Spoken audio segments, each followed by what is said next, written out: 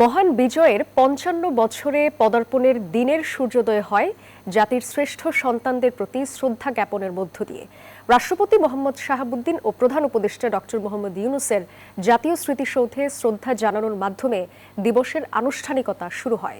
সরকারের উপদেষ্টা রাজনৈতিক দলের পাশাপাশি সর্বস্তরের জনগণের ভালোবাসায় সিক্ত করেন জাতীয় স্মৃতিসৌধ। মারুফা রহমান জানাচ্ছেন বিস্তারিত।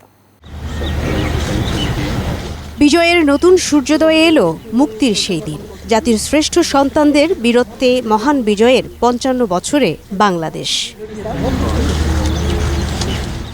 যাদের রক্তের বিনিময়ে অর্জিত এই বিজয়, তাদের প্রতি শ্রদ্ধা জানাতে জাতীয় স্মৃতিসৌধে রাষ্ট্রপতি মোহাম্মদ শাহাবুদ্দিন।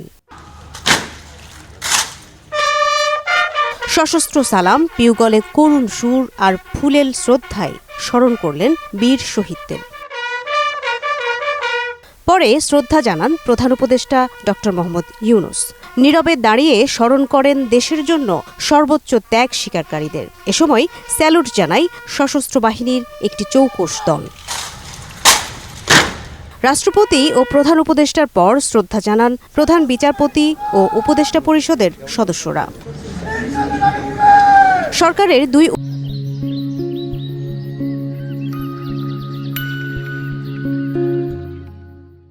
উপদেষ্টা বলেন, শহীদদের আকাঙ্ক্ষা পূরণে আগামী নির্বাচনের মাধ্যমে যাত্রা হবে গণতান্ত্রিক বাংলাদেশের।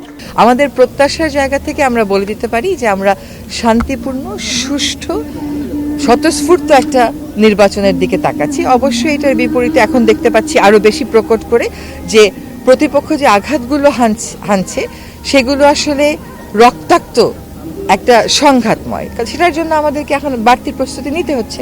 শহীদ মুক্তিযোদ্ধা যারা আছেন, আহত মুক্তিযোদ্ধা যারা আছেন, যারা আপনার ওই সময় নানান আত্মত্যাগের মাধ্যমে বাংলাদেশকে স্বাধীন করেছেন, তাদের প্রতি কৃতজ্ঞতা, শ্রদ্ধা, ভালোবাসায় মন সিক্ত হয়। রাষ্ট্রীয় আনুষ্ঠানিকতা শেষে জাতীয় স্মৃতিসৌধ উন্মুক্ত করে দেওয়া হয় সর্বসাধারণের জন্য। ৭১-এর দীর্ঘ ৯ মাসের রক্তক্ষয়ী যুদ্ধের পর অর্জিত যেই স্বাধীনতা, যেই বিজয়, তারপরও বিগত ৫৪ বছরে গণতন্ত্রের জন্য, স্বাধীনতার জন্য, সার্বভৌমত্বের জন্য বাংলাদেশের মানুষের বারবার কেন রাস্তায় নামতে হয়, বারবার কেন জীবন বিসর্জন দিতে হয়, সেই প্রশ্ন রেখে গেছেন সাধারণেরা। একই সাথে তারা প্রত্যাশা করেছেন ভবিষ্যতে গণতন্ত্রের জন্য আর যেন নতুন করে কারো জীবন দিতে না হয়। মারুফা রহমান, নিউজ 24, সাভার স্মৃতিসৌধ, ঢাকা।